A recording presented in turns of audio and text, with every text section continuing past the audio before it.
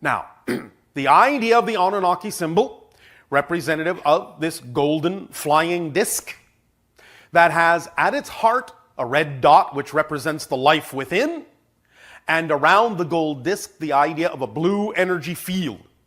This is actually to some degree representative of the ancient ships that used to visit your planet from the Anunnaki, and is representative of the symbols that you still see in many of the cultures on your planet, the flying disc. Represented in many different ways, of course. Not a literal representation of their ships, but close enough, in the sense that the ships were basically disc-like in the center and did possess a certain type of wings and steering mechanisms as they glided through your atmosphere, even though they didn't necessarily require them. In space, they were capable of retracting and folding in a way that allowed the ships to be more streamlined when these appendages were unnecessary in the vacuum of space. But once they entered your atmosphere, they did look like flying discs in a variety of ways. So they could steer through your atmosphere and use the gravitational fields by extending these wings to guide them and land them safely upon your planet. As many of you already understand, the Anunnaki are the extraterrestrial civilization generally responsible for the alteration of your genetic structure from what you would call the natural hominid that existed on your planet called Homo erectus to the idea of now what you call yourselves to be Homo sapien. In altering the genetic structure by including some of the Anunnaki DNA, they allowed you to create or exist in its present form, the human being, as you call yourselves, so that they would have a relationship to the Anunnaki to be utilized in a variety of ways in that relationship as workers, as companions, in a variety of ways, for their purposes of visiting your world, which fundamentally was to aid and assist them in mining minerals, gold in particular, that would allow them to alter the weather patterns of their own planet and make adjustments in that way to their energy fields. Now, the group of Anunnaki that actually visited your world, that was originally consigned to find those minerals and bring them back to the home world, were actually, to begin with, assigned to simply do this task themselves. Eventually, they found that this was something that was relatively difficult for them to do on their own, and so they believed they needed what you would call a workforce in order to aid and assist them. And knowing that there was a natural indigenous being upon the planet that was similar in form to them, they understood that they could genetically alter it to aid and assist them in this way by upgrading it, so to speak, to something more similar to their own form, and thus, by thus creating that force, allow that force to work in the mines to extract the gold and other minerals that they require, eventually also developing a long-term relationship with them in a variety of ways, even to the point of companionship many, many years after that. Now, this began somewhere around 500,000 of your years ago in the general areas that you call the Middle East and the African continent. And those branches of the hominid species that were not altered genetically by the Anunnaki evolved on their own in parallel to the human beings on your planet that the Anunnaki had created. And those that were not altered eventually evolved into the form you now call Sasquatch. So the idea is that if you had not been altered at all, today you would all be Sasquatch. But because you were altered, because you were evolved in that way, you became human beings. This also allowed for certain kinds of incarnational experiences to happen that would be very different than the incarnational experiences of Sasquatch, or Yeti, or Bigfoot, or whatever you wish to call that branch of your cousins. Now, they evolved in a very natural way, which allowed them to have a much closer connection in many ways to the idea of nature, and allowed them to develop abilities and skills that you do contain, but in a sense have forgotten that you have because of the alteration. Their abilities and skills as Sasquatch allow them to actually enter interdimensional states, passing from parallel reality to parallel reality, different dimensions to different dimensions, which is why they are so difficult to find on your planet when they don't want to be found. Nevertheless, getting back to your story, the branch that you became Eventually, there were also interminglings between some of the humans of the time and the Anunnaki on the world.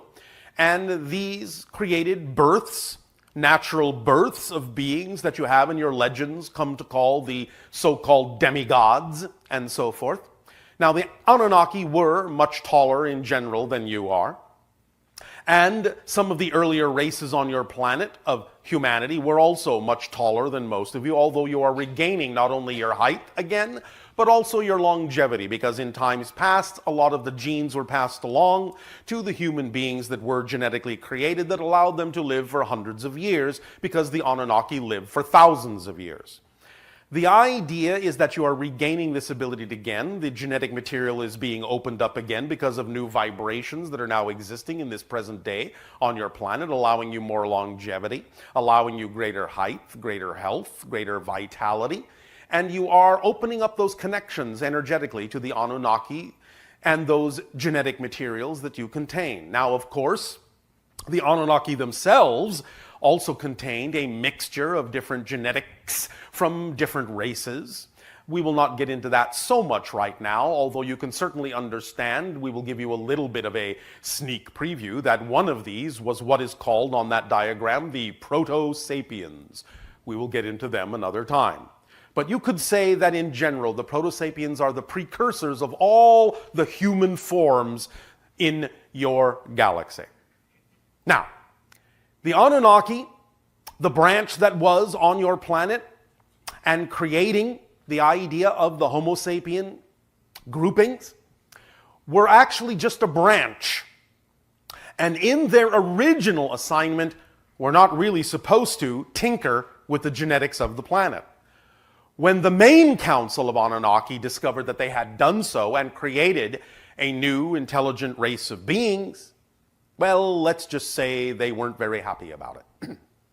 They actually recalled that Anunnaki contingent from the Earth, and in many ways left you to your own devices, allowing you to grow on your own, to evolve on your own, with some degree of guidance from them, because they felt responsible in allowing that contingent of Anunnaki to create you. They felt responsible to guide you to some degree, although it was not the original plan.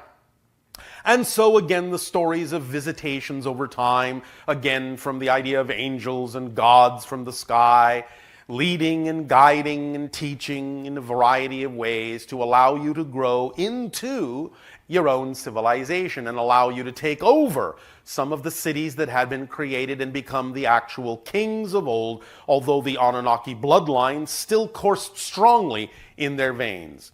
You see this in the representation of the ancient 10 kings of Atlantis, in Lemurian times, and even into relative modern times, as you still remember Egypt as having kings, and then eventually the idea of pharaohs. But all this goes back to the concept of the blue bloods, the royal lines, and everything that created the concept of royalty on your planet, because it is traced all the way back to the idea of the Anunnaki, who actually were slightly bluishly tinged. So the blue blood line was looked upon as the purest line in that way, although of course you all contain Anunnaki genetics. But there might be here and there some that are more directly related in direct lineages to some of those ancient genes.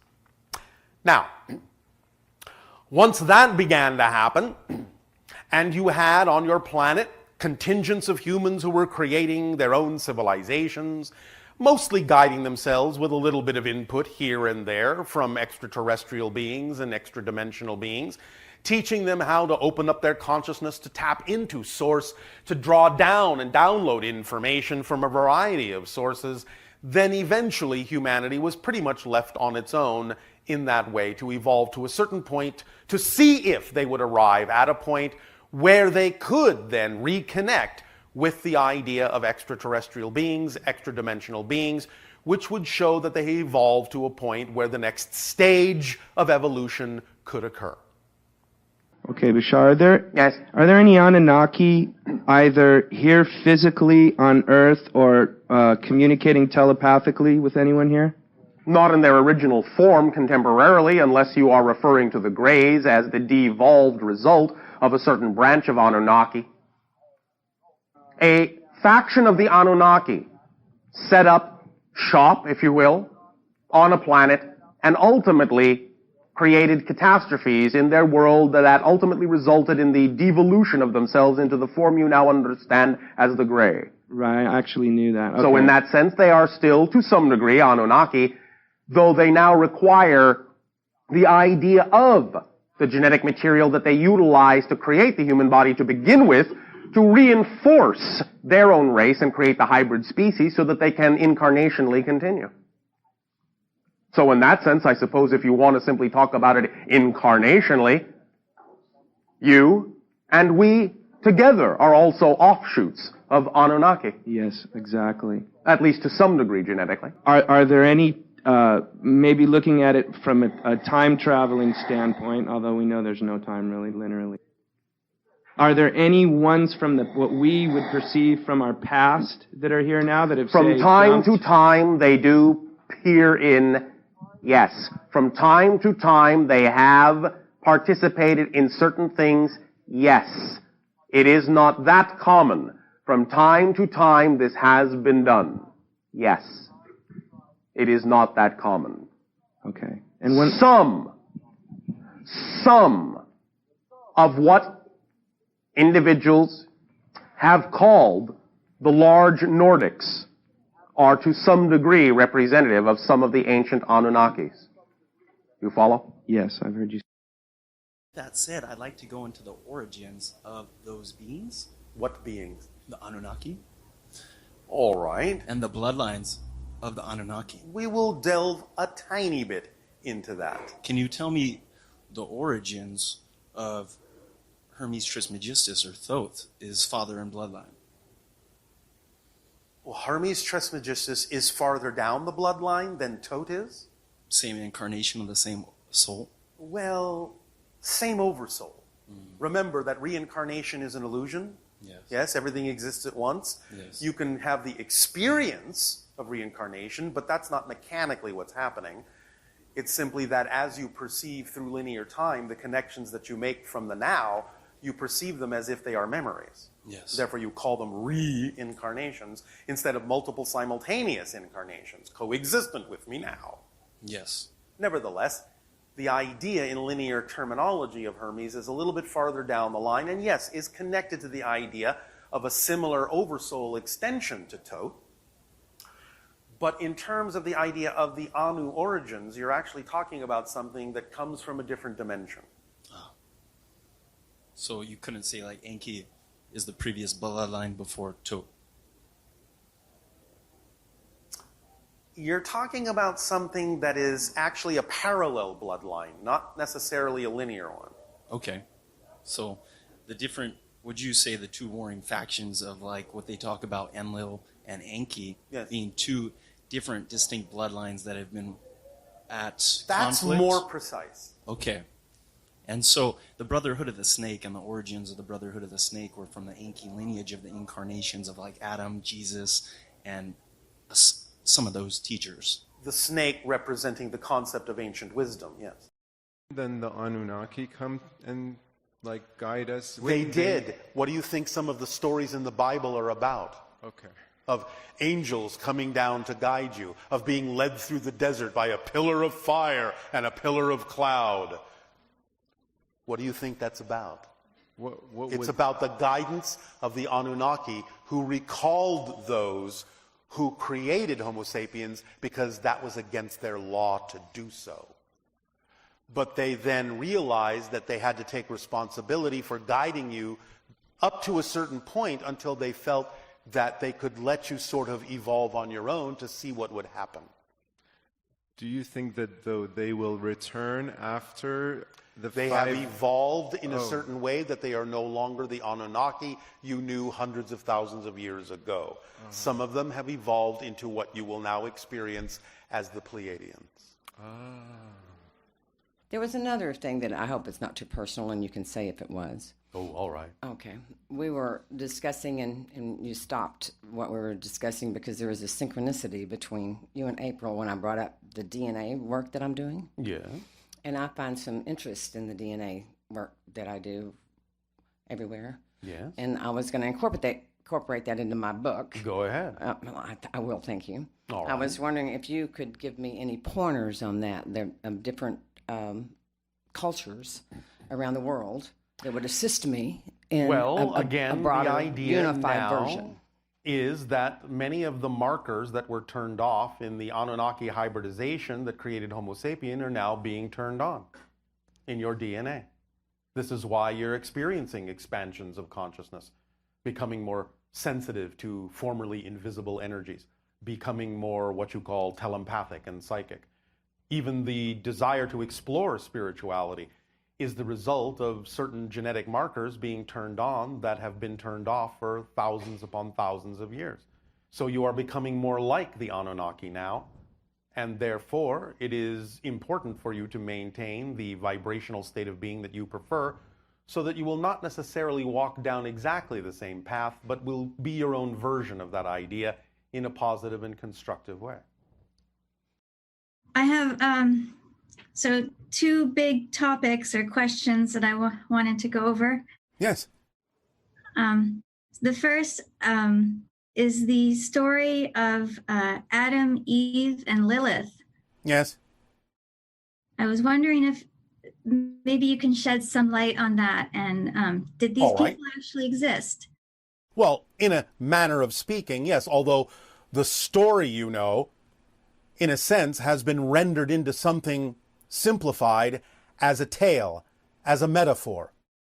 The idea of, in the ancient language of the Anunnaki, that injected their genetics into Homo erectus to create Homo sapien, is that the male version of Homo sapien they created in their language is Adama.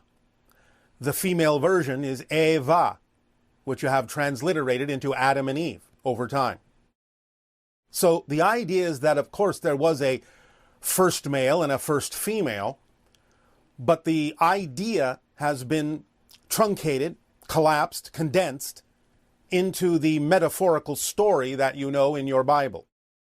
Lilith represents again the idea of the continuation of the line of Homo sapien in the genetic alterations by the Anunnaki, and represents kind of the concept of independence, the ultimate independence of the human race, and the balance point that needed to be achieved when it was recognized that Homo sapien had been created, and offered the third alternative. As always, we talk about the idea that there is a trinity in existence, not just a duality.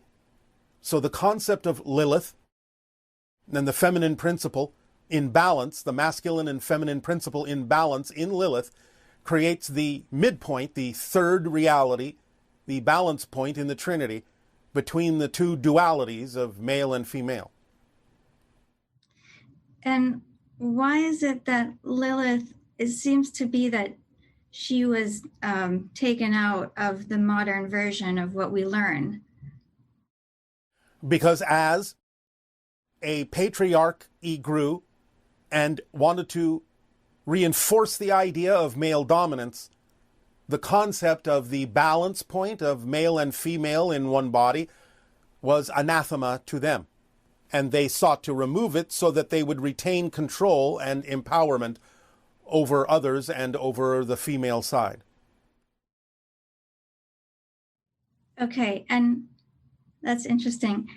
And was this all done in a laboratory in Temple Mount, at Temple Mount? There were many different labs around your planet, but the primary one was in the Middle East. The idea, again, is that, remember, this wasn't all done all at once. This took some time. So the idea of this story is quite condensed, and it condenses many, many decades, even hundreds of years of time in the creation of Homo sapien. Okay. The Garden of Eden, can you shed some light on what that was and maybe where it was? Well, again, in the Middle East, as given, between what you call the Tigris and Euphrates rivers in the Fertile Crescent, being the primary contact point and laboratory and civilization that the Anunnaki established when they came to Earth and spread out from there. Okay. And the serpent that came to Eve, who or what was this? This is simply an indication of the awakening of the genetic markers that would allow the female to be closer to the concept of the original Anunnaki genetic structure.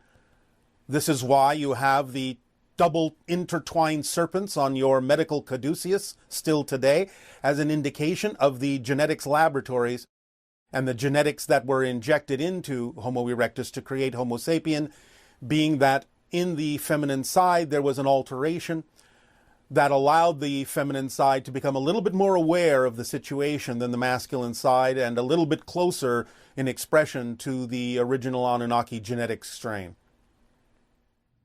That's interesting. It also represents, therefore, the idea of ancient knowledge, that in a sense, because of the genetic alterations in the feminine form, there was more capability of accessing the knowledge of the Anunnaki. That's fascinating. And in the Bible, in the Hebrew Bible, the Anunnaki, is that translated into Elohim? For the most part, yes. Although the Elohim can also be other beings that were encountered from time to time. But in general, it's a reference to the ancient Anus, yes. Okay, wonderful. Thank you, Bashar. Yes. And on another topic, so I seem to be obsessed with this story. I think it's the most exciting story, spectacular story, the story of Exodus. Yes, yes. Did the Jews know that were they aware that it was aliens that were taking them out of Egypt? Or not as such. They didn't really comprehend the concept of aliens in the same way that you do today. They understood that the beings were from a higher dimensional realm, but the idea to them at that time, in their understanding, is what they ultimately decided was beings from heaven. Beings from above. Is that what? So right now in our reality, it's kind of, we think that it's God that led the Jews out of Egypt and not actual beings. And was this what they wanted us to believe, or was it just a misunderstanding and it just kind of? It is not that you were given information that would allow you to necessarily understand the specifics of it. So it is something that simply grew in human understanding over time based on the lack of information you had about exactly what these beings were, because they did not deem that humans were ready to understand the full implications of beings from other civilizations among the stars. And do you think we are now? Well, you obviously understand that there can be civilizations among the stars. You're talking to one right now. I am. Many people on your planet are willing to accept the possibility, at least, that there can be other civilizations on planets around other stars. This is not something that is necessarily that strange to your civilization anymore. You talk about it quite a bit in your scientific and astronomical communities. True. Yes. And more. Yes.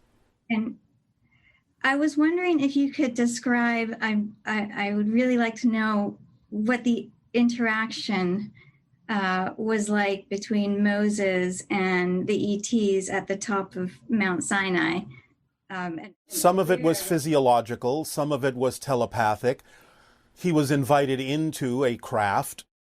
Many things he was made to forget, but some things he was allowed to remember, as according to what was necessary for the proper approach and interactions and relationship between those beings and the people at that time, so that they could be guided. And lastly, the Star of David, where did that come about, and why is it the symbol of the Jews? It is the symbol of the relationship between those beings and those people, and in general between the above and the below. It is the intersection of the higher dimensions with the lower physical reality. It is a flattened form of the Merkaba. Okay, so why wouldn't it be just the symbol of humanity? Why not the symbol for all of us? It is, as I said. I just said that. At the time, it was the symbol of the relationship between those specific beings and the group that they were guiding. But it is, in general, the symbol of the relationship from the above to the below, from the heavens to the earth. Okay. And one last hard question. Why did they save the Jews from Egypt, but they didn't protect them or save them in World War II from the Holocaust? It was important to allow certain genetics from the Anunnaki line to survive up to a certain point.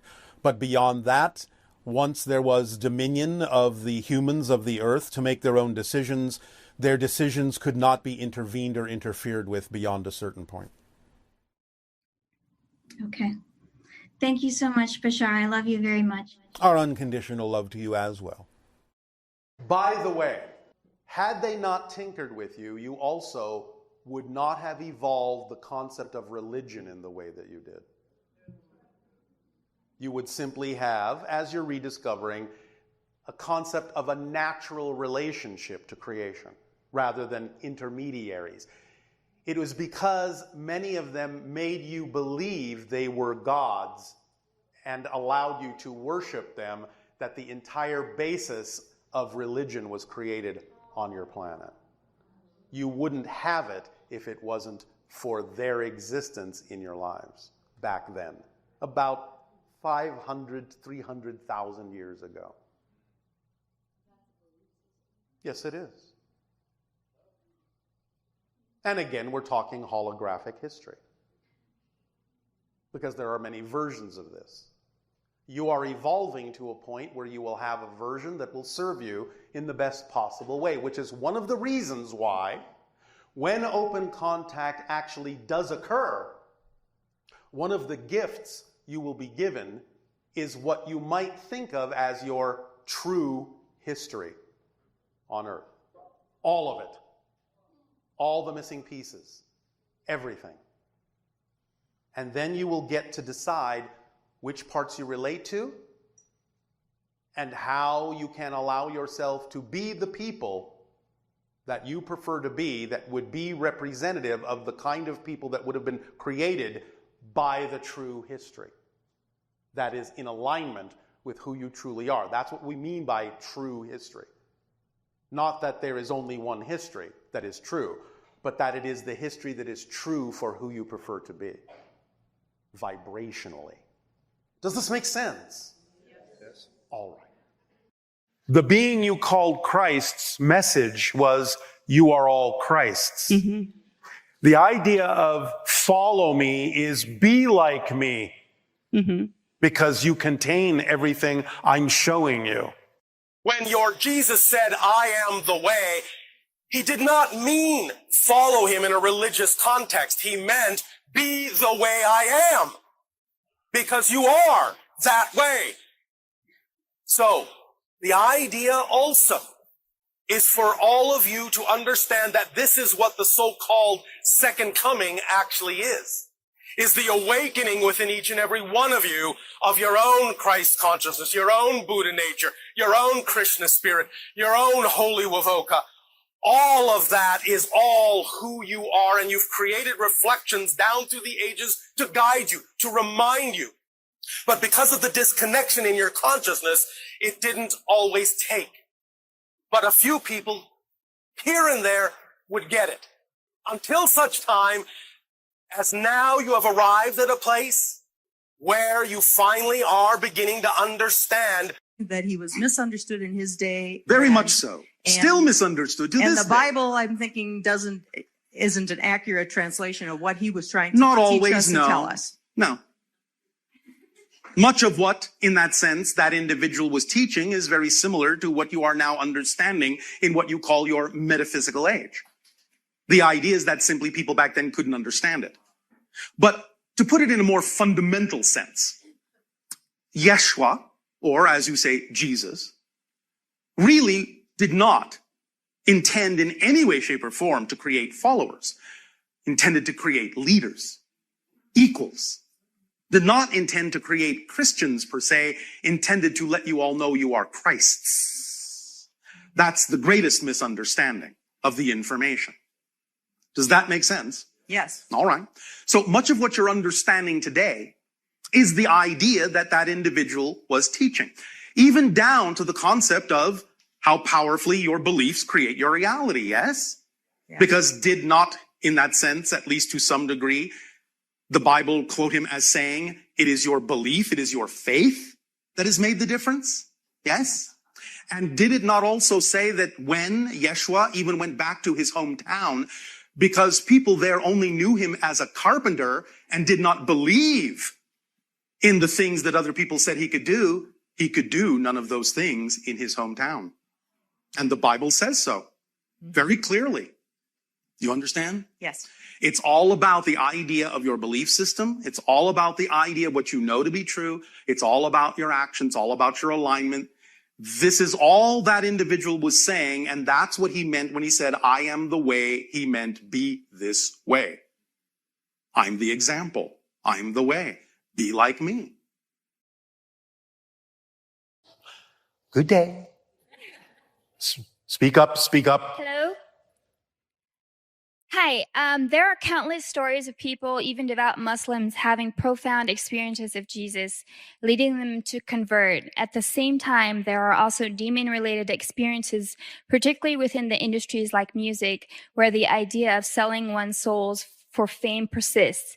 Based on the concept of a soul's journey by Michael Newton, which suggests, much like you, that we choose our human experiences from the soul plane. How do the figures of Jesus and Satan fit into this framework? If we all originate from the soul plane, what power or force underpins the concepts of Satan? And how do we reconcile the existence and experiences of Jesus if Satan isn't real or vice versa? Where does faith fit into all of this? Knowing this fits. I understand what you're calling faith, but you don't really need faith if you understand how things work. You just know how they work.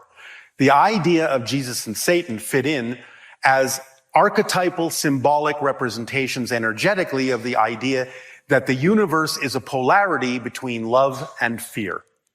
And that's it. It represents love and it represents fear, because fear is the opposite of love, not hate. Fear is the opposite of love, in the sense that you feel disconnected from source.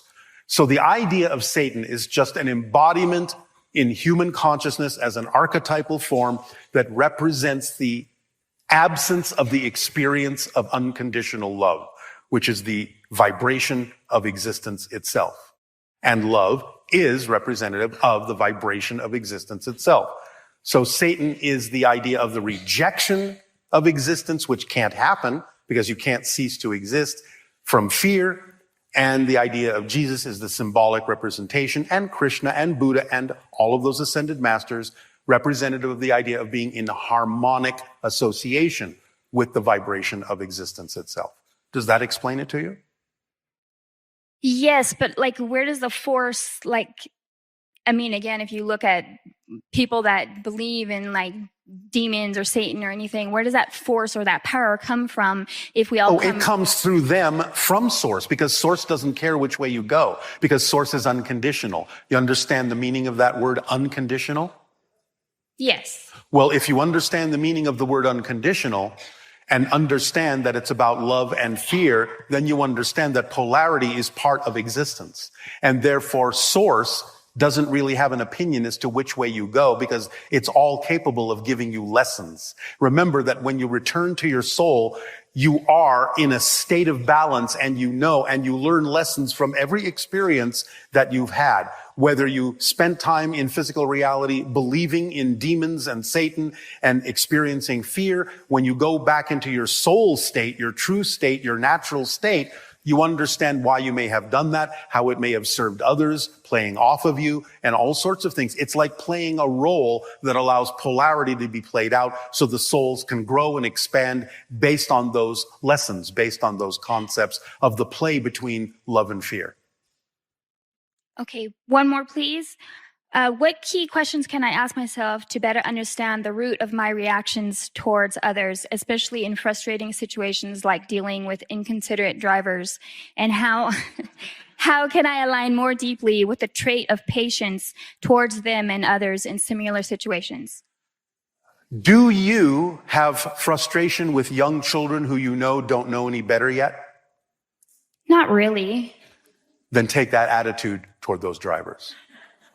They are like young children who haven't learned that everything is an orchestration and can serve a positive purpose, who are simply out of fear and out of the sense of disconnection and out of a sense that they are not getting what fulfills them, are thrashing and lashing out and reacting in negative ways because they feel disconnected. So have compassion for them to understand that they simply need to learn how to connect more to their flow so they can flow and understand that they are part of a big orchestration that is serving humanity in a variety of ways. And if you take that attitude, you will then look at them in the same way that you would look at a young child who is simply just learning how to thrive in physical reality. You wouldn't think of them as any less, and you wouldn't be frustrated by them because you know they still have something to learn. They still have a ways to go. So open your heart and treat them with compassion. All right?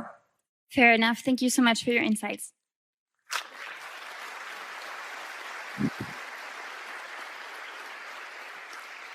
And if you do curse at them, forgive yourself. Teacher, any great master on your planet, such as Buddha or Jesus or Krishna, they were not about creating followers. They were reminding you that you are Buddhas, you are Christs. That's what has been misinterpreted. And therefore, by example, by thought, word, and deed, and living the example, do others then get attracted to your passion, your conviction of living that life, and want to know how you do that. Then you can share ideas and information and help them learn to be more of who they are. Not that they have to choose that, because you must allow them to choose whatever it is they ultimately decide to choose. If you want to be allowed to be who you are, you have to allow them to be who they are fully, with absolutely no insistence that they have to match your frequency at all. Many names for the idea of what you call God. God, Goddess, Allah, Jehovah, Tetragrammaton, the Light, the I Am that I Am, Wakantanka. It doesn't really matter what it is that you use as a name to identify the concept of all that is. But it is important to understand that all of these names represent different archetypal expressions, different angles and different perspectives of the same one thing, so that all of your apparently separate religions, no matter how they present themselves, no matter how many symbols they use to represent the idea of God or aspects of God, are all talking about the same thing, but from different points of view that serve the uniqueness of the culture in which they live. But the idea is to understand that it all comes from source. It all is within the light. And the light, source, all that is, expresses itself in all these ways in order for there to be sufficient symbols for all the different cultural experiences on your planet, all the different individual experiences, even within a culture on your planet. As we have said, the misinterpretation of what you have called, in one particular Judeo-Christian culture, the Ten Commandments, are really the messages that were delivered in a very different way that have been misunderstood, misquoted because of the level of understanding that existed in the culture at the time. And the so-called first commandment, I am the Lord your God, thou shalt not have false gods before me, really was a mistranslation and a misunderstanding of the idea that really would be more accurately represented as, I am that I am, and all reflections are me, therefore none can be false before me, for I am all that is. So the idea is to understand that all that is presents itself in a variety of archetypal forms, the father energy, the mother energy, God, goddess, all that is, as you sometimes say. And these serve various functions and translate into your reality as, shall we say, smaller representations of all that is that are specifically designed to deal with specific cultural differences, specific ideology differences, specific individual interpretations and differences. Fundamentally speaking, the archetypes are all that is way of making sure that no matter what angle you approach all that is from, you will have a symbol and a representation that can serve your unique perspective. They are all true parts of all that is, because there's nothing outside of all that is.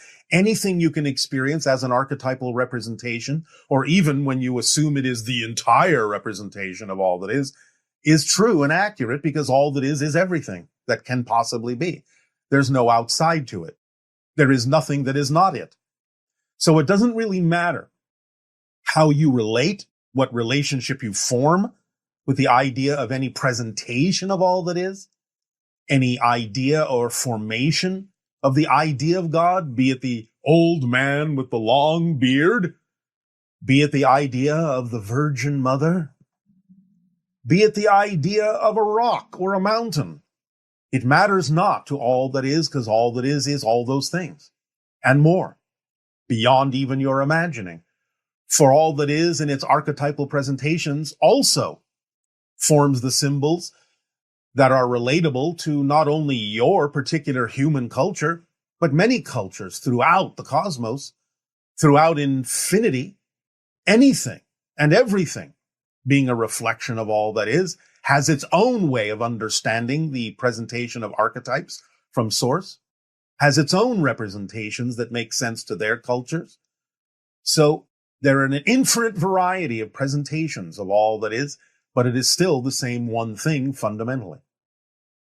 But as you expand your consciousness and start to realize that all of these are different faces of the same thing, as many people on your planet have expressed, the 9 billion names of God are still representative of the same one thing in the holographic, multidimensional presentation that it can use to present itself, then you start to allow those differences to sort of melt away, except for the parts you feel you need, and allow yourself to have a direct relationship, more directly, with Source, without necessarily needing it to be anything but the light. And in that light, you feel the vibration of the eternal existence that it is, the vibration you translate as the unconditional love of God. This is the vibrational frequency of existence itself. It is unconditionally supporting, unconditionally loving. And the idea is that there is no judgment in this. There is no expression of the negative in this. So even when individuals in different cultures might express or experience the idea of negative or demonic experiences, you have to understand this is still all part of God, because there is the positive, there is the negative, and there is the neutral. These are the major archetypal energies, and they can be expressed in a variety of ways that can serve either positive or negative means. So allow yourselves to lessen the differences, in a sense, use them in whatever way serves you, use them in whatever way allows you to learn the lessons you need to learn for the agreements that you chose to experience, the challenges that you created for yourself in this life to learn who you are and grow in various situations. Again, using the positive and negative mechanisms in a variety of ways. For ultimately, again, when you return to spirit, when you remember more of who you are, it will just be an experience. You will experience the archetypal expression of your life, which is another archetypal expression, because each and every one of you is unique, and you form your own archetypes for others to connect to draw upon, to download information from and experience from. The archetype that you are of all that is, because everyone is all that is, experiencing itself as all of the individualities that you believe yourself to be. So you are also an archetype of all that is, an archetype of God, experiencing itself in a unique way, knowing itself from a unique perspective. There will be more about this concept in a future transmission, in a way that you can more readily apply in your physical reality experience. But for now, just let it settle into you that every single thing you see, every single thing you experience, in a sense, is an archetypal presentation of all that is: the trees, the rocks, the streams, the animals, the sky, the moon, the stars, the earth itself, are all different variations and different expressions of all that is of source, of the light. And you, yourself, are also an archetype of God.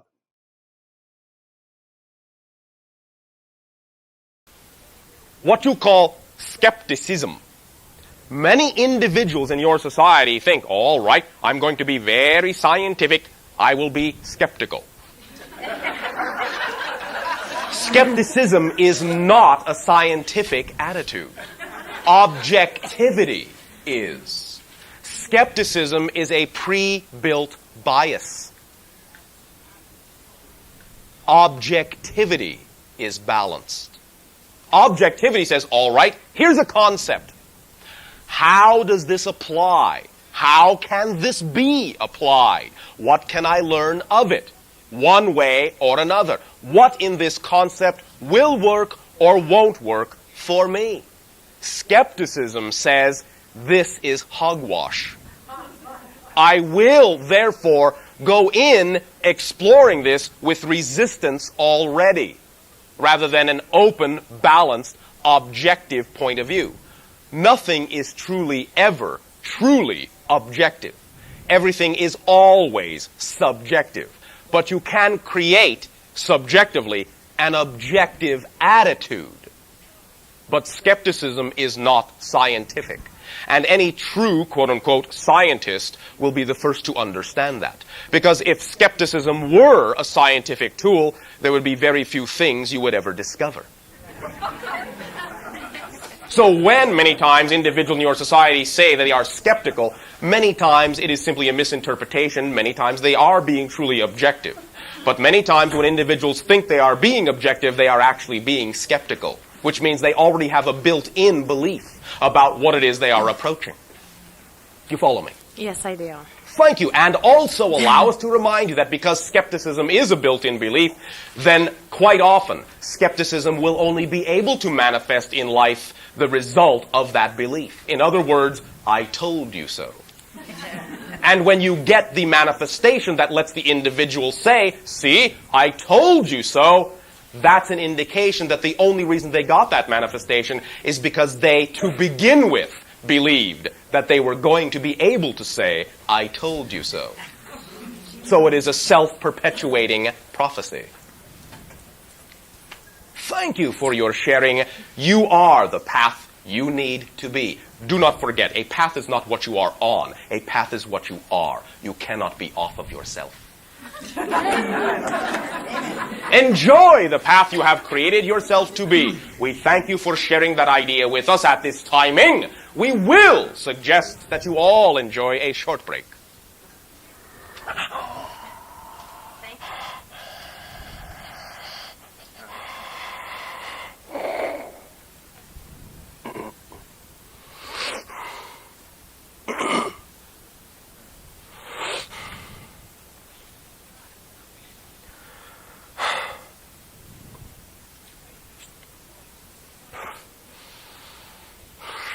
How's everything going?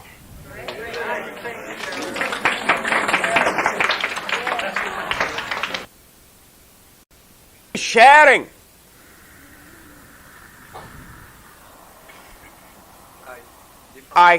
Different things happened in my life that made me arrive here 7 months ago. I feel like I have something to learn in LA.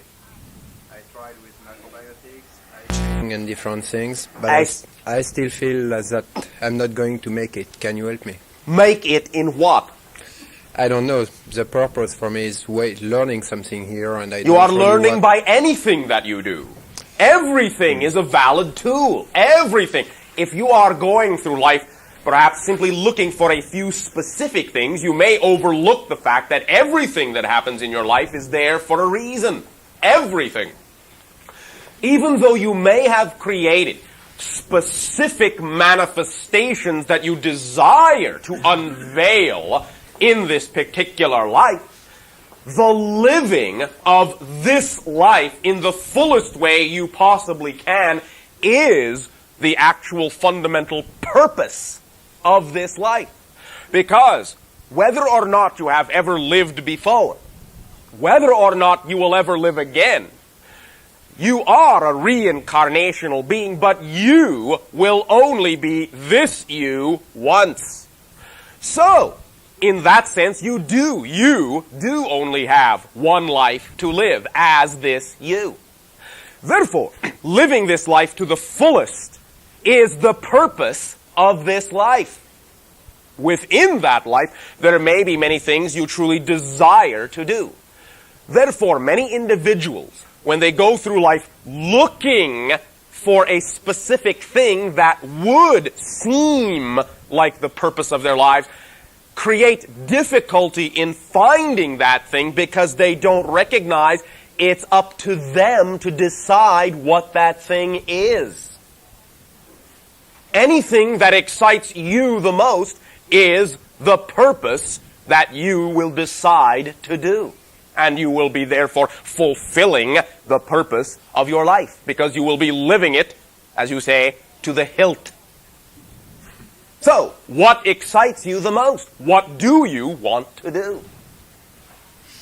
Anything that you have experienced will simply add to your ability and knowledge to let you do the things that excite you the most. So whether you are exploring, as you have said, macrobiotics or yoga or I Ching or astrology or science or religion or economics or politics or any of these ideas, they are all tools. They are all different ways to learn more and more about yourself. The fundamental reason being to do what you wish to do. Learn about yourself in all these different ways so you can do the thing that excites you the most in the best way that you can. So you must make the conscious decision as to what the quote-unquote fulfillment and purpose in your life will be. You follow me? Yeah. What excites you? Sailing. And? Sailing. And? Sailing. And sailing, all right. Then, why not sail? I'm just taking a break. Do understand that you can be of service to other individuals even while you are enjoying sailing. You could be teaching them how to sail. You could be sailing them places they wish to go. You can be of service to many individuals by doing what it is that excites you the most and making a living at it. Just because something in life excites you beyond anything else doesn't mean it's not a valid way to make a living. So follow what excites you the most. When you know you are fulfilling the person that you are within integrity and are willing to be of service to those that may require your service, then you will be able to fulfill in service to other individuals, and in turn, the individuals that need your service will only need the service that will allow you to be who it is you are. And you will not be expected to be anything else. So do what excites you the most, and at any given moment, act upon whatever opportunity comes to your life, that represents what excites you the most that you are capable of acting upon. That's it. That's all you need to do.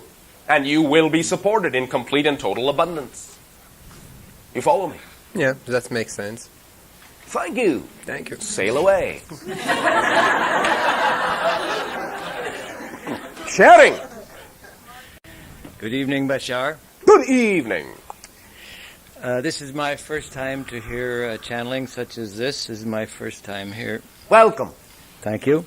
It is a great pleasure and very exciting to hear the simple questions turned into very deep and philosophical and wondrous answers. I have an extremely simple question. I would like to contact an ancestor of mine, a great-great-great-grandfather. Is such a thing possible?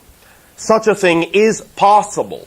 However, first of all, recognize that many individuals that in your terms have physically died some time ago may already be reincarnated and physically alive again. Also, many times, even if they are still non-physical, there will be many things that they will be learning in their own realms, and in a sense, they are not focused in the same way that they used to be towards the physical realm. So contact between you may not necessarily be as blatant as you may think it has to be, or as blatant as you think it should be. However, no matter what state any particular portion of an individual is experiencing at this time, one portion is always contactable. For every single individual, whether you can understand this technically or not, is existent within every other single individual. So that portion that represents that ancestor to you exists within you. And it is quite possible to have dialogues with it. And it will be just as real as talking to the original idea. Because everything is simultaneous. You see, when you think, well, I have to talk to this person, and to do so, I must reach back into the deep, dark recesses of time, break through these barriers, stretch myself across the fabric of these gulfs and chasms in order to reach them, then you are not understanding that linear time is your illusion, and that all lives exist now, but are simply in different orientations, so that one life may not be aware of another life. One moment. What is the time frame of that individual? The time frame of what is, he was born in 1763. May I tell you slight about him? Not yet. All right. He lived until 1840. What is your present age? 61.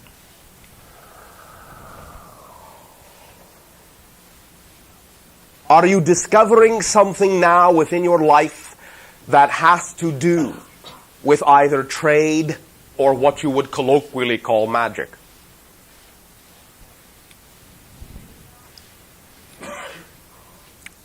I have been reading books that would be based on psychic phenomena lately.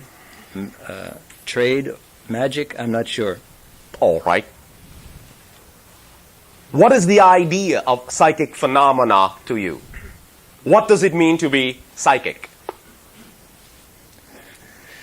There are things that are known that I don't consciously know.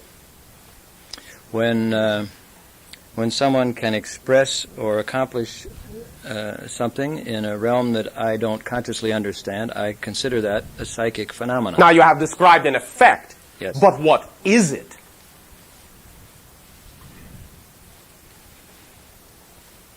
What is it to function psychically?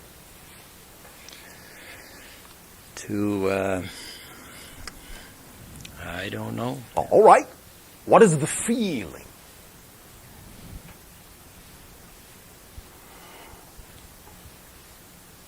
All right.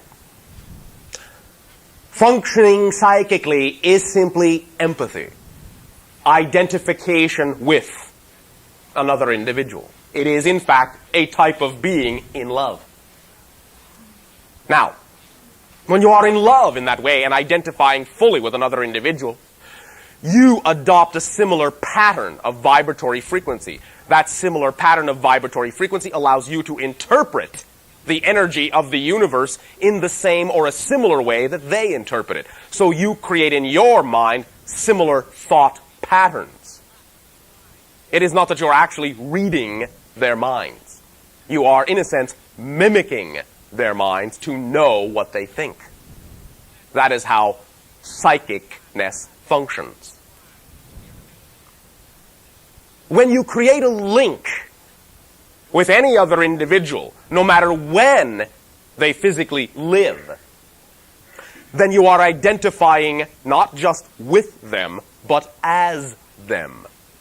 And conversely, many times, individuals that you find yourself drawn to will many times be an indication of an extension of the same energy. You are already identifying as that individual. Now, to some degree, not absolutely 100% a literal continuation on every level, but on many levels, we are perceiving that your energy is a continuation of the energy you have described. In other words, you are the reincarnation. You follow me? I believe I heard you. Will that suffice for now? Yes, thank you. Therefore, if you wish to have a conversation with that individual, talk to yourself. Talk to that aspect of your mind that represents that vibratory identity, and you will be in communion, if you will, with that identity. Thank you. Shouting! Bashar! Yes! On the last day of 1986, I was in a metaphysical bookstore and I saw a man that I seemed to recognize very strongly. And he had the same feeling about me. Yes. And so many times this is an indication of past life connections. I figured that was something to do with it. Now, last weekend I was due to meet this person at a local convention. But it turned out that the person who was going to... Certainly. Okay. The person who was going to give me a ride to this convention, her car, I guess conveniently, broke down. All right. And so we didn't get to meet. And I went to see a movie instead. The movie I saw was called Vagabond. It was about a French girl hitchhiking around France. And in a sense, it was a movie about someone searching for total freedom, but in a sense, creating out of it total loneliness. Nice. Now, the movie really struck a chord within me because I'm about to make a journey soon myself. And I've experienced similar things when I've traveled before. Then it has strengthened you by giving you an opportunity to recognize that now that you have seen how one individual may have translated the idea of being alone into a negative aspect, you now know that you do not have to prefer that and you can gain empowerment from the idea of your aloneness. Definitely. This is what I was feeling as I left the movie house. On the way home, I created an interesting symbol that I feel was an instant demonstration of this. Do share. I was walking down the street and a car pulled over and a man wound his window down about an inch and he said, "I'd like to ask you a hypothetical question." So I wondered, what's happening here? What am I doing? And so I said, "Would you wind your window down a little bit more so I can hear you?" And he wound it down a little bit more, not very much. And he then said, "I would like you to get in the car and drive around the corner," and he pointed to around the corner where it was dark, "and assist me in mentally torturing myself and giving me ideas of how to physically torture myself." All right. Something on that level, basically. Nice. And I got kind of, my first impression was, well, this is interesting, and do I want to pursue this or not? And I chose not to pursue it.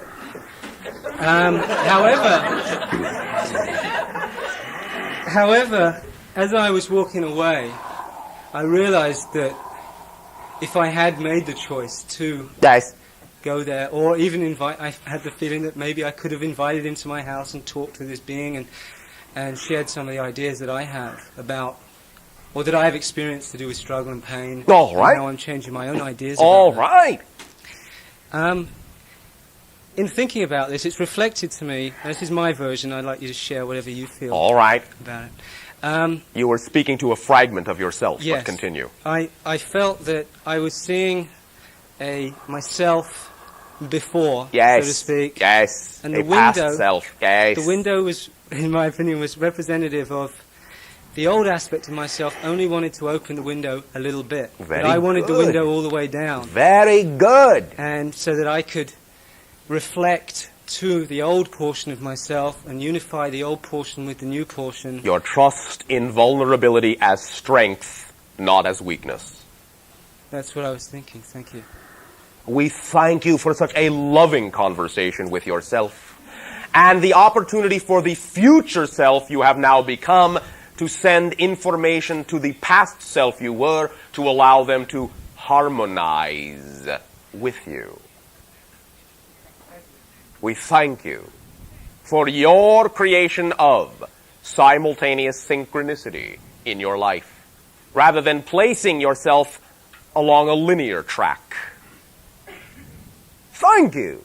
There are more convolutions and pliable manifestations of time that many of you may encounter from this point forward, where you can meet yourself coming and going in all the reflective ways that you need to be the fullest possible manifestation of the being you now know yourself to be in this present reality. Peter time, how are you all?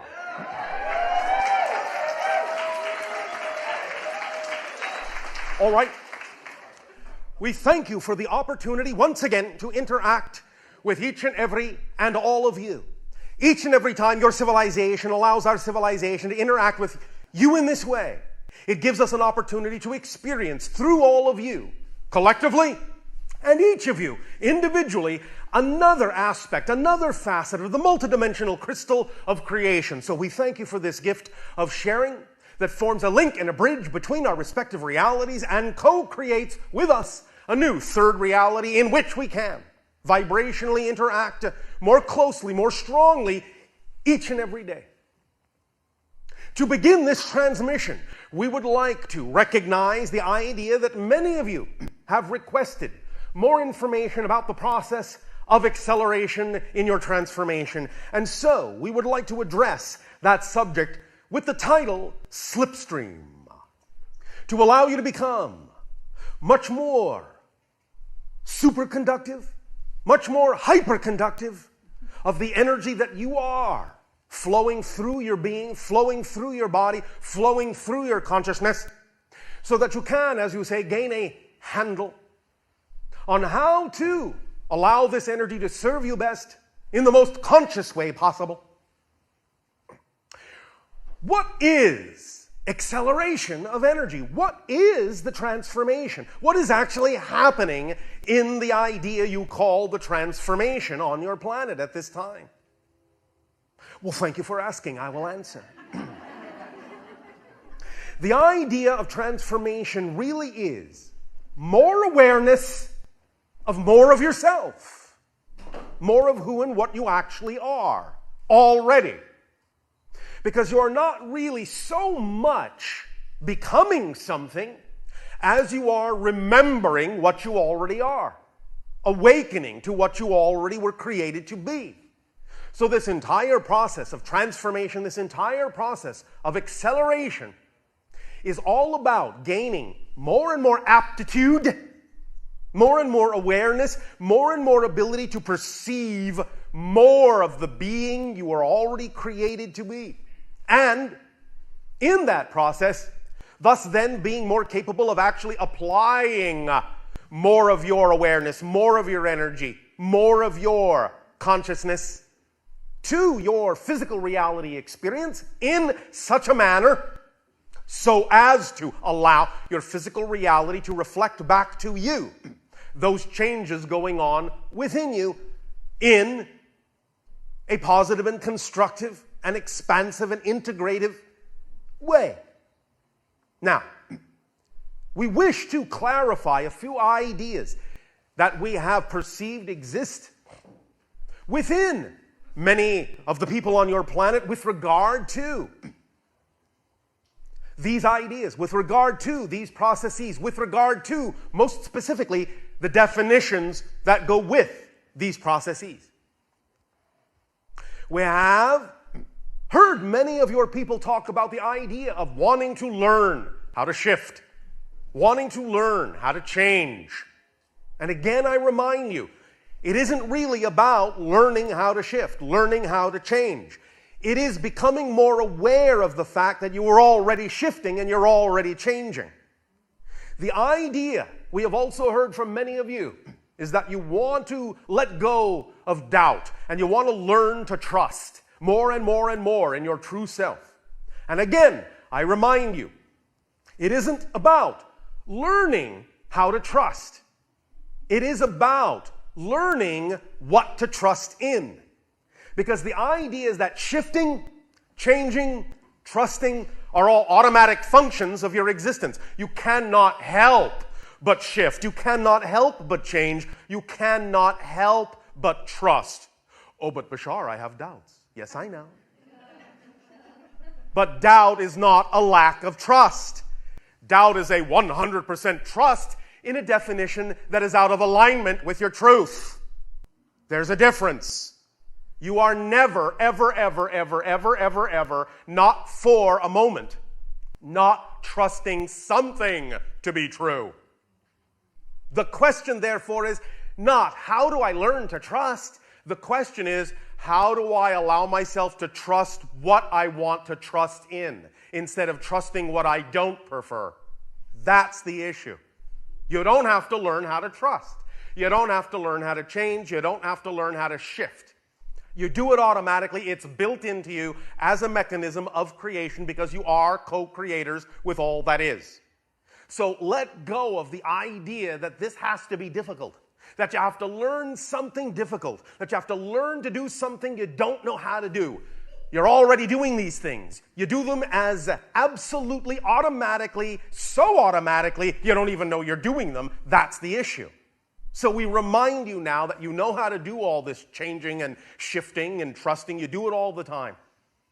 What we will now work together with you on is examining the idea of having more conscious awareness of the fact that you're already shifting, and thus then you can apply your focus to shift in the way you prefer. You can apply your focus to change in the way you prefer. You can apply your focus to trust what you wish to trust in, what you prefer to trust in. But now that you know you don't have to learn to change, learn to shift, and learn to trust, it lightens up the load. You don't have so much to do. It's all on automatic, and all you have to do is direct, slightly and subtly, and most profoundly direct the course of those changes and shifts and trusts. And how do you do that? Thank you, I'll tell you. The idea, again, is to become more aware, much, much more aware of the definitions in your life, so that you are not hampering yourself, so that you are not impeding yourself with a definition in your consciousness that doesn't work for you. Many times on your planet, being brought up with certain ideas, certain belief systems in society, and from your parents, you are spoon-fed, along with your baby food, a diet of ideas without even knowing it.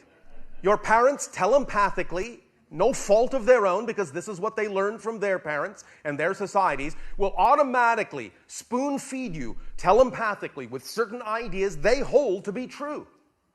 The idea thus then is that when you are a child, you don't really know that you are on a double diet of food and ideas. But when you grow up and ostensibly, supposedly become adults, The idea thus then is that when you are now expected to be on your own, you suddenly start regurgitating all these ideas. You suddenly discover all the ideas you were spoon-fed as a child and now have to deal with, and now have to discover that some of them don't go down lightly because they don't belong to you. They're not digestible by you.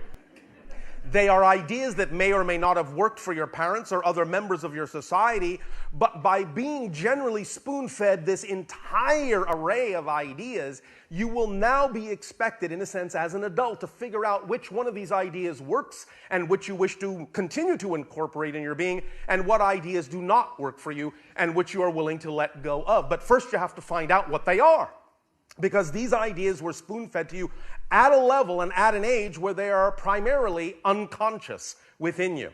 Thus then, that's why you suddenly discover as you set out on your lives that you may run into what you call impediments or obstacles. But these are really just opportunities to discover ideas that exist within your unconscious mind and bring them into conscious realization so that you can, in fact, deal with them and decide whether you prefer to keep them. And if you do, thus then allow yourself to integrate them consciously within your mind. And if you decide not to keep them, to figure out how to let them go and replace them with ideas that you prefer to define yourself as a person you prefer to be. For example, we have used this many times. We will use it now just as an illustration of what we are talking about. Again, some of these ideas, some of these definitions are so inherently in your unconscious mind, you may automatically assume that there is no other way to define certain things in life. And therein becomes the sticking point, because it seems natural and automatic to define things in a certain way, when in fact, absolutely nothing in physical reality has an automatic definition. Everything in physical reality is fundamentally neutral and has absolutely no built-in meaning whatsoever. The greatest gift you have been given by creation, and I know this will sound funny to your ears, is that life is meaningless.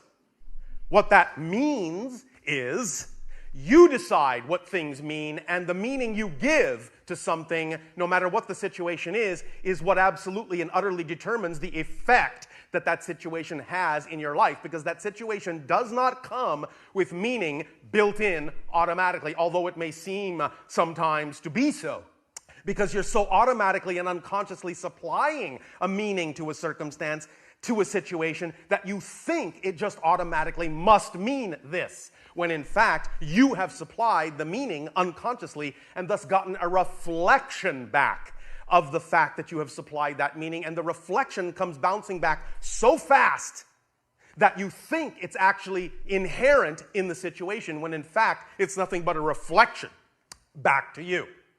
So the idea is, again, by illustration, for example, the term in your reality, habit, pattern. Many of you, when you speak to us, go, well, I'm having difficulty changing this in my life because, well, it's a habit. All right. Now define a habit. A habit is something I have difficulty changing. No. Define a habit. Our definition is a habit is something you do that you don't know you're doing. But when you know you're doing it, it's not a habit anymore. It's a choice. The idea is similar to your forest and the tree analogy. When you see the individual trees, you are in the forest. But the only way for you to actually see the whole forest is to actually be outside the forest. The only way you can see the whole forest is to no longer be in it. Thus then, a habit, being something that you don't know you're doing, once you know you're doing it, you don't have it anymore. You're outside the habit, you're beyond the habit, you've actually let go of the habit in order to consciously recognize you had it. But because of the definitions that exist in your society that say, oh, all right, now you recognize you have a habit. Now what kind of a process do I have to go through to get rid of it, to change it? Well, you see, from our point of view, in our definition, recognizing that a habit is something you do you don't know you're doing, once you know you're doing it, if you understand that the only way to know you had the habit is to already have let it go, to be outside of it, to no longer have it, then the process is done. In other words, the recognition that you had the habit is the end of the process, not the beginning. Yeah. But the idea is that if you then keep continuing to do things you say you don't prefer to do, what does that tell you? Well, as we said, it's a choice. So now the question would be, why would I choose to keep doing something that I say I don't prefer to do? Very good question. Let me explain the idea once again of the mechanism of motivation. Because I will tell you this, you only have one mechanism of motivation for everything that you do. Yes, only one, no exceptions, no, not even you. The idea is that always, unerringly, and automatically, and immediately, and I mean immediately, instantaneously, you will always choose something in the direction that you define as positive for you. You will always move away from something you define as negative for you. And therein, as you say in your language, lies the rub. What you define as positive, what you define as negative. But you say, Bashar, I am defining this as negative, so why do I keep choosing it? Aha, says Bashar, look at the motivational mechanism and you will find out that if you keep choosing something that you intellectually know is not what you prefer, the only reason you would keep choosing it is that because you are unconsciously defining that thing as more positive than the alternative. Find out what the alternative is and why you would have attached a definition to it that actually makes the alternative you say is positive appear or feel more negative than the thing you say you don't prefer. For example, again, by illustration again, many people on your planet are raised with the idea of many contradictory belief systems. For example, issues that have to do with abundance and, in your world, money. You are raised with the idea that if you're going to be successful, you have to have a lot of money. At the same time, you are raised with the belief system that love of money is the root of all evil. How do you reconcile these two ideas? But the point is that these two ideas are now linked in your unconscious mind. So the idea is that if you find that being successful now rattles the cage of this belief and says, but if I'm successful, that means I'm going to be a bad person. And it's really much more important for me to never be a bad person than it is to have money. So I will do everything in my power to avoid having money. As long as those belief systems are linked together, that's how you will operate. The idea is to recognize, to identify, to define those beliefs and recognize you have them. So that in recognizing you have them, in identifying them, you can recognize that they make no sense to hold on to them. They don't belong to you. And by recognizing and identifying them, you can realize you have now let them go. You've disassociated, you've delinked those ideas. And you can now begin to behave differently with the recognition, well, of course I can be successful and not be a bad person. I don't have to believe that being successful means I have to be a bad person. So now that I have delinked those contradictory belief systems, those contradictory definitions, I can now replace it with a new idea of what it means to be abundant and successful. And I can now apply these ideas in my behavior and my thoughts, words, and deeds in life in a new way that will allow physical reality to reflect this to me. Herein lies another idea that many of you come across that you don't quite have a handle on yet, and that is the idea of the outside reality reflection not necessarily always changing to reflect what you think it should, according to the change you think you made within yourself. How many of you have experienced that? Yes. Well, I've made these changes. Why isn't that changing? Why isn't that any different? How come I don't have that yet? Why can't I attract this to me? I've made the change within my belief. I know I have. Why am I not seeing the outer reality change? The answer, because you're waiting for the outer reality to change. The idea is really this. You must understand something very clearly. Physical reality doesn't really exist. It's an illusion. The experience of it is real, but the actual physical reality is nothing but a reflection in the same way you have a reflection in a glass mirror. If you notice that the reflection in the mirror is frowning, you don't go over to the mirror and try to force a smile on the reflection's face. The only way to get the reflection to smile is for you to smile first, then the reflection will have no choice really but to smile back.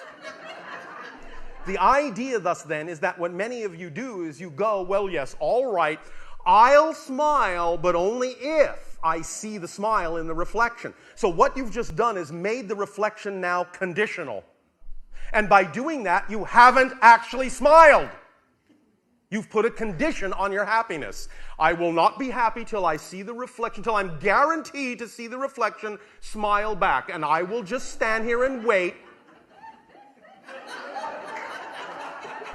And I will not smile until I know for a fact that the reflection will smile back to me. So why am I not seeing the reflection smile? I don't get it. All right. Remember this. The experience of physical reality includes the idea of what you call space-time. So you have the experience of time lags. It takes a little while in terms of a space-time experience for something to come into manifestation sometimes. Not always, but sometimes. Thus, then, it depends upon the reason why it's being created, other belief systems you may have within you that you haven't become aware of or dealt with or integrated yet, and many other factors.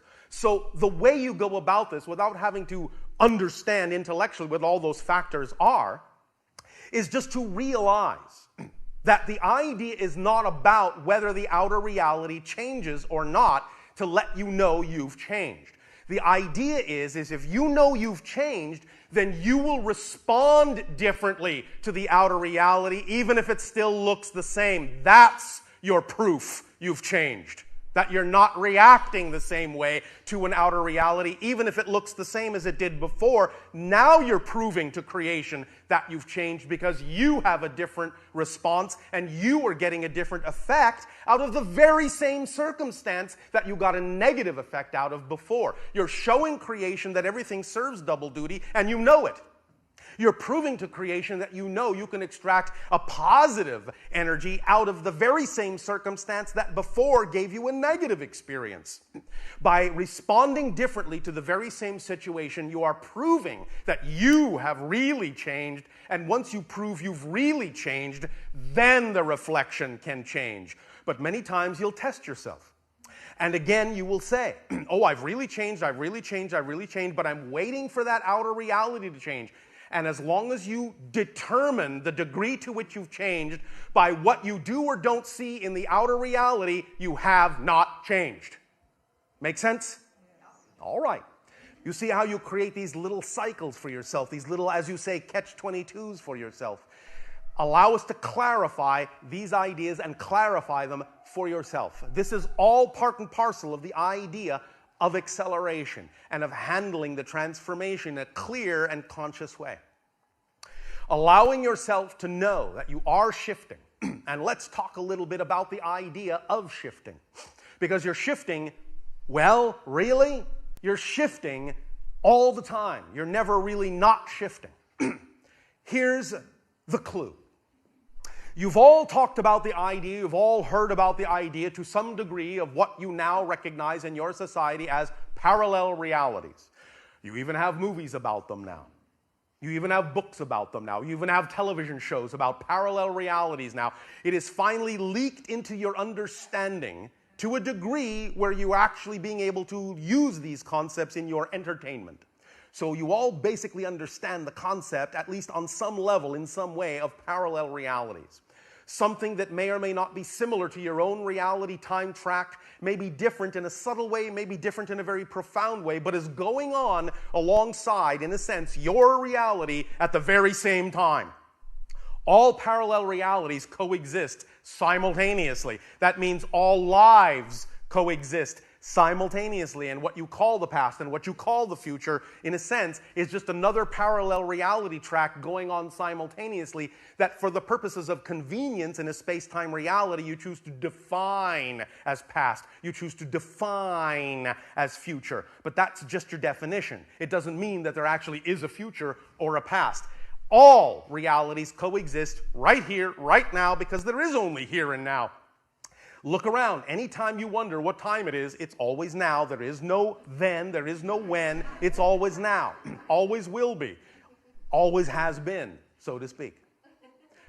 What you call, what you experience as different moments is actually the same one moment The same one eternal moment from a different point of view.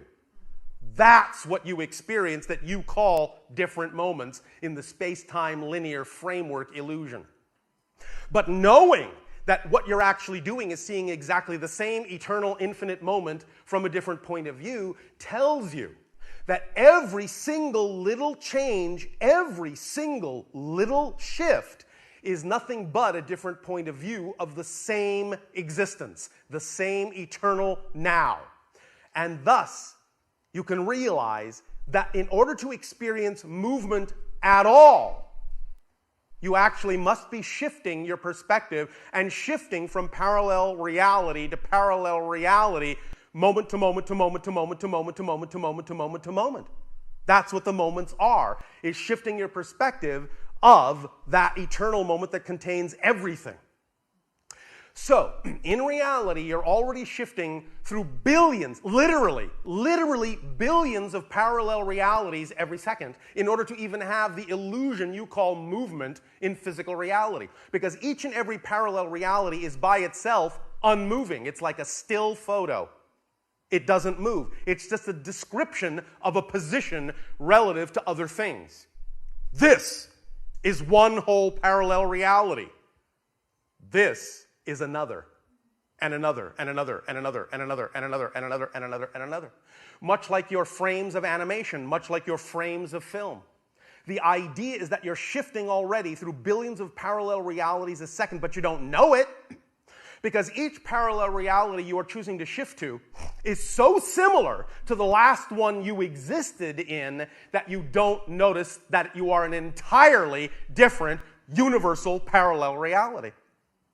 Now, if you can allow yourselves to wrap your mind around the fact that at every moment you're actually shifting through billions of absolutely different, discrete, parallel realities, now you can take a step back and go, oh my goodness. The idea of how to know you're doing that is to create a greater degree of difference in the next parallel reality you shift to, so you'll recognize that you've already been shifting all the time. The way you notice that you're shifting is to create a greater degree of difference between the subsequent parallel realities. And the greater degree of difference you can create with your ability to redefine what your preferred reality will be, the greater shifting you will be aware of, the greater ability you will have to perceive the shifts that are going on automatically all the time in a seemingly smooth and continuous fashion. But that continuity is an illusion. So if you're willing to really truly start redefining your reality, the reality you prefer, by following your excitement, by acting on it, your true vibration, by being who you really know you are in a bold and applicable way in your experience of physical reality, the greater and greater and greater shifts you will be able to perceive in your reality, the bigger leaps you will take from one parallel reality to the next in terms of how you define them, and the greater the comparison difference will be between the two, and then you will know, really perceive, really experience that you are truly shifting in a superconductive and hyperconductive way. You are truly flowing through a slipstream of energy of your own consciousness and becoming more and more aware that you're already doing all the things you actually desire to do. It's just that now you need more ability to become more aware of that fact rather than learning anything new. Make sense? All right. So, we will let all of that sink in. Absorb it at your own rate. It is all in there. Just take it in at whatever rate your belief systems will allow you to, and I guarantee you that when you begin to truly, consciously, and intentionally apply what we have just talked about and come up with these realizations and allow them to click in your psychology, you will start to see time and space become far more plastic, far more malleable. Synchronicity will start to amplify and magnify, and you will find that you're able to allow time and space to become very, very slippery, so that magical things can happen very easily, very effortlessly, whereas heretofore it seemed to take too much effort. Let go of the idea that you need effort to learn to do new processes. You are already a flawless creation machine. You already automatically shift through billions of parallel realities every second. You are expanding faster than the speed of light. But the speed of light is just your illusionary barrier to the experience of space-time reality. But you yourself, your consciousness itself, expands more rapidly, way more rapidly, than the idea you call the speed of light, which compared to the idea of infinite consciousness is very, very slow. So, let all this begin to sink in at whatever rate, in whatever way you need to. If you wish to listen to the recording again a few times, it's up to you. If you think you've got it, that's fine. Just let it sink in and let it reveal itself to you at whatever rate your belief system is comfortable in becoming aware of these ideas, and use them as you wish. Use them as you desire. Use them as you prefer. They are tools that you can apply in your physical reality. These awarenesses are tools you can apply in your physical reality and get an effect. Remember, what you in your reality have now more recently called the law of attraction, what we in our reality call the third law, is what you put out is what you get back. It's as simple as that, but simply remember that what you're getting back is nothing but a reflection. You are the prime cause in your life. Nothing else controls you. Nothing else can. Nothing else has the power to. Only by your agreement can you be affected by anything anyone else offers you, be it positive or negative. Only by your agreement. Whether it be unconscious or conscious, only by your agreement can you co-experience anything similar to what another individual is choosing to experience. So it's completely in your hands. It's completely up to you. You are completely self-empowered beings. Therefore, all of this simply comes to you by way of information that works for us in our reality that we know can work for you in your reality, but it's up to you to decide whether or not you prefer to take it in and use it in that way. If you do not, it's up to you. Because we love you unconditionally and must allow you to decide what is true for you. Did we put conditions upon that, we would not love you unconditionally.